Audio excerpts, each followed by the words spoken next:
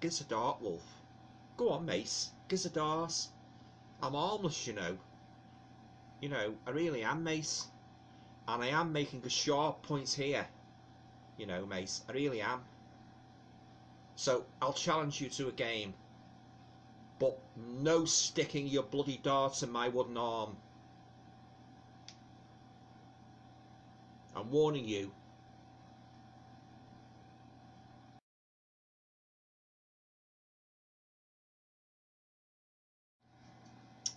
Hi guys, welcome to another video. Hope you're all keeping well. Now, in this video, I'd just like to talk about the third movie in Universal's Frankenstein series, and that movie is called Son of Frankenstein. Now, before I talk some more, you know, about the basic plot of Son of Frankenstein, I'd just like to give you a bit of background on the movie. Right, okay, so Son of Frankenstein was released in 1939, and it's the third and final movie in which Boris Karloff would play the Frankenstein monster. Now, it's also a sequel to The Bride of Frankenstein. It was made in 1935. Now, Son of Frankenstein was produced and directed by Roland V. Lee, based on a screenplay by Willis Cooper. Now, the movie has an absolutely stellar cast comprising of Boris Karloff as, of course, the Frankenstein monster, Basil Rathbone as Frankenstein's son, Wolf von Frankenstein, Lionel Atwill as Inspector Krogh, he of the wooden arm, Bela Lugosi as Igor, Josephine Hutchinson as Baroness Elsa Frankenstein, and Donnie Dunagan as Peter, the couple's son. And just like all the other Universal Frankenstein productions, the film is based on a story written in 1816 by Mary Wollstonecraft Shelley, the classic novel Frankenstein, of course. Now on to the basic premise of Son of Frankenstein. So the movie takes place many years after the events of the Bride of Frankenstein, and it opens with Wolf von Frankenstein, accompanied by his wife and son, journeying from America, bound for his late father's ancestral castle. Now, arriving at his destination, Wolf is quite disappointed, you know, to find that the villagers are still understandably cold and suspicious. You know, after all the havoc that his father wreaked on the town years earlier with the creation of the monster. However, Wolf does make a point of reassuring them all that he means them no harm. Now, quite close to the castle lives Igor, played brilliantly by Bela Lugosi, who really steals the show in this movie, guys. He really does. Igor, a rather nutty but evilly crafty shepherd, whose neck was broken in an unsuccessful hanging attempt. Now, when Wolf Frankenstein encounters Igor and the shepherd takes him down into the remains of the castle, Frankenstein is stunned to discover that the monster his father created all those years ago is still there, you know, lying seemingly dead, but is in actual fact only in a coma. Now, Frankenstein then, at the encouragement of Igor, decides to try to restore honour and you know, respect to his family's name by resurrecting the creature with a view to justifying his father's work. Now, he later finds, however, that the monster is subservient to only Igor's commands, and so now he finds himself quite unceremoniously shoved aside as Igor basically sets out to use the revived monster as a tool to further his own sinister interests. Now, you know, as you can imagine, given Igor's rather dodgy character, this spells really bad news for poor old well-meaning Wolf. And as the monster suddenly awakens from his coma, and, you know, goes on the rampage again, spurred on by a very vengeful and bitter Igor, we find ourselves plunged right back into yet another edge of the seat, terrifying Universal Frankenstein story, torch-carrying villagers and all, guys. In this movie, Karloff's monster really is one mean killing machine. Now, also, for some reason unrevealed in the film, the creature, he's also lost his power of speech, which he had in Bride of Frankenstein, and is reduced to just growling, both traits only adding to the creature's menace. And maybe whatever damage plunged the monster into the coma was also responsible for damaging his vocal cords too, who knows. Now, the striking difference in the monster's behaviour in this movie compared to the previous two is that this time the creature is nothing more than a cold, emotionless killing machine, a true monster if you like.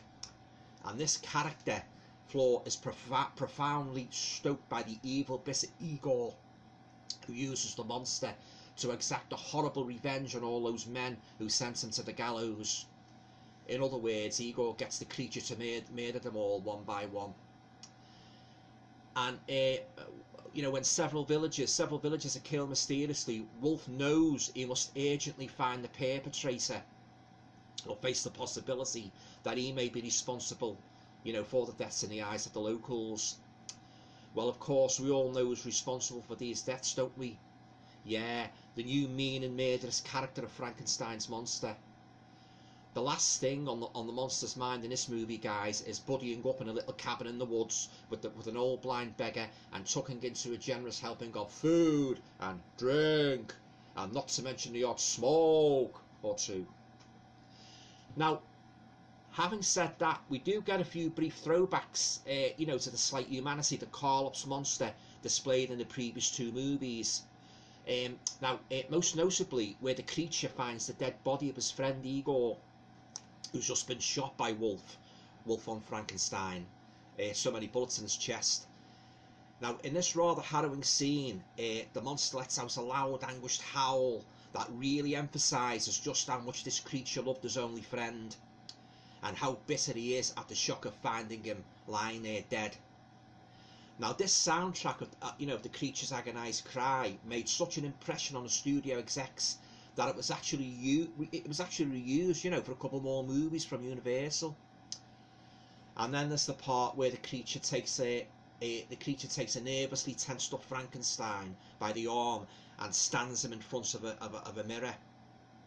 Now, as the creature does so, the monster compares Wolf's flawlessly human complexion to his own, you know, horrible, grotesque countenance, whereupon the monster then shambles slowly away from the mirror, shaking his head sorrowfully, almost disbelievingly, at the horrible, horrible form that he has been cursed with, you know, courtesy of Wolf's notorious father, Henry Frankenstein.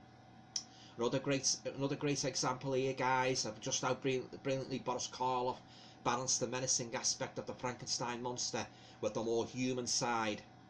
As always, a flawless performance by Karloff indeed. Now, you know, I don't want to give away any more of the plot of Son of Frankenstein, you know, in case any of you haven't seen it. Suffice to say that if you like a good, solid Universal Frankenstein movie, I think you will find Son of Frankenstein to be just as entertaining, gripping, and you know, enjoyable as the previous two Karloff Frankensteins in this series. And then, of course, what can I say about Karloff's third and final outing as the Frankenstein monster, guys?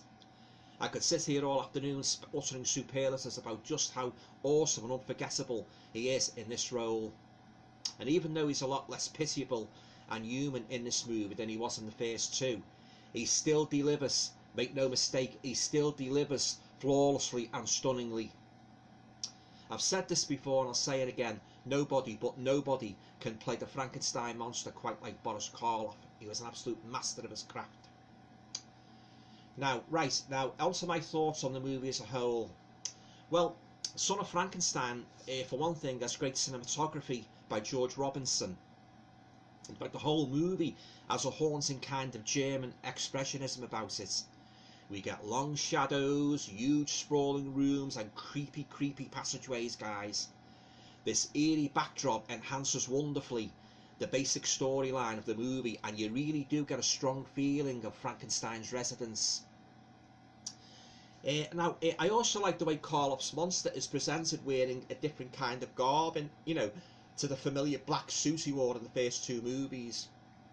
And I think this sleeveless sheepskin garment adds a touch of pleasing variation, and reflects the development of the creature's aspect as the years of his existence continue to roll by. Plus, you know, it kind of reveals just how bonded the monsters become to Igor's, you know, backwoods shepherdy wild way of living rough. Another thing, Basil Rathbone, like Lugosi and Karloff, he gives an excellent performance as Frankenstein's son Wolf. He brings character, likability, and interest to the role, and you know, you really root for him as he tries to erase the notoriety of the Frankenstein name to appease the villagers. And just, you know, generally make a good impression all round. Basil Rathbone, of course, he went on to star in a string of Sherlock Holmes movies, and a very good job he did in those two, guys, I can tell you.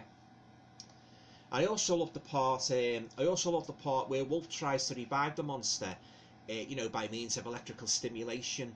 Well, what other alternative is there if you want to revive Frankenstein's creation? Short, sharp shocks is the name of the game here, guys. But after several jolts to the monster's electrodes, with no visible response, he eventually gives up and tells Igor there is nothing more he can do to revive the shepherd's friend. But then, shortly afterwards, we get the big reveal, as Igor gleefully tells Wolf that right after Wolf, left his friend suddenly emerged from his coma, he just got up and walked around, showing he was back to full health and strength again, minus his power of speech, of course. Now, I also love the way the Frankenstein's little son Peter relates to his astonished father, a strange story about how he encountered a giant in the woods. And we all know who that giant is, guys, don't we? Wolf Frankenstein certainly knows, as his suspicions that his cute little boy has been consorting with his father's monster spur him on, you know, to stopping the fiend in his tracks before he can harm his only child. Now, finally, I must mention the great Lionel Atwill, who played Inspector Krogh. The policeman's wooden arm,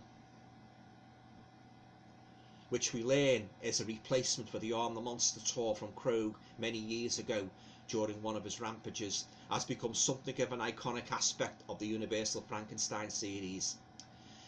Now, it's especially used to great effect, a great comedic effect, that is, in the 1974 spoof Young Frankenstein, directed by Mel Brooks.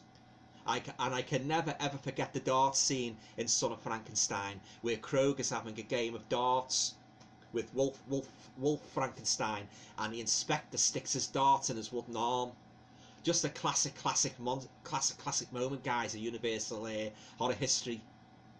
And Wolf's sarcastic remark to Krogh about continuing with the dart playing, you know, the dart playing is just priceless. Yeah. Okay, guys. Now, I'd just like to show you this DVD here. I have a Son of Frankenstein. I should mention I do also have the Blu-ray edition of this movie, but that's in the Universal Monsters, you know, the Universal Monsters Blu-ray Frankenstein Legacy set. But I'll just show you this basic DVD. So there's your cover there. There's the great Basil Rathbone in the role of Wolf Frankenstein. There's his wife there at the back, guys. Little synopsis of the movie. Yeah, no real special features to speak of. They're all in the Blu-ray edition. But yeah, I've had this for some years and that, you know. And I keep all the Universal DVDs in case I ever want to watch them in full screen and that, you know. But Son of Frankenstein is one of my all-time favourite movies, yeah. Okay, guys, now, before I wind up this video, as is customary, I'd just like to give you a little bit of trivia about the movie, which you may not have known about. Now, number one, due to the lack of a prepared script for Son of Frankenstein, much of the picture was written just moments before the actors, just before the actors were due to shoot the scenes. Now, number two, the movie was originally set to be filmed in colour, but this idea was scrapped, so it was filmed in black and white. However, if you look on the internet, you can find brief outtakes of the movie where you see Karloff in his full Frankenstein makeup in full colour, guys, sticking his tongue out and attempting to playfully strangle makeup man Jack Pierce. The story goes that Karloff's makeup photographed bright green, and so this was the main reason, you know, why they decided to shoot the film in black and white. Finally, both Claude Rains and Peter Lorre reportedly were considered for the role of Wolf von Frankenstein, Frankenstein's son. Now, although Lorre's casting was made public, the studio eventually went with Basil Rathbone for the part of Wolf, and a very good job he did too. Now, rating wise, I would personally give Son of Frankenstein a whopping 10 out of 10. Yeah, like the first two Karloff Frankensteins, this film again shows just how fantastic Boris Karloff was at playing the creature, even though admittedly Karloff portrays the monster in a less sympathetic, less pathos-inducing light than before. The great man still pulls the role off awesomely, guys, and draws a fine and unforgettable line under his 3 outings as Frankenstein's immortal creation. I only wish, you know, he'd have played the monster just a few more times, as you know, he really did make that part his own. Ah well. Right, okay, so my final thoughts on the Son of Frankenstein. So the movie has all the hallmarks of a solid Universal classic. Not only is it a worthy successor to the first 2 films, but it also ends the Karloff monster trilogy brilliantly, and has a good, engaging, entertaining storyline. It also balances tragedy, humour, and of course horror to a most satisfying, enjoyable extent. And just like all the other Universal Frankenstein movies, it offers such a high rewatchability factor, as well a quality I always love in my horror movies. Okay guys, so that just about winds up my review of 1939's Son of Frankenstein. If you've seen this movie, what do you think of it? Leave your comments down below. What do you think of Boris Karloff playing the Frankenstein monster? You know, what's your favourite Universal horror movie? Yeah, always love to hear from my fellow subscribers and that, you know, exchanging thoughts and opinions on our favourite horror movies. Yeah. So yeah, really enjoyed doing this review of Son of Frankenstein. Yeah, absolute classic. But yeah, it's a bit sad, like, that Boris Karloff, this is his last role as a Frankenstein monster and that, you know. As I said, like, I just wish he'd have made a bit more, but you can't have too much of a good thing, can you? Yeah. Okay guys, well, as I say, that rounds up my review of the third and final Boris Karloff Frankenstein movie where he played the monster. Yeah, okay, so hope you're all keeping well and that, you know, yeah, stay safe, and yeah, all going well. I'll talk to you again in the next video. Cheers guys.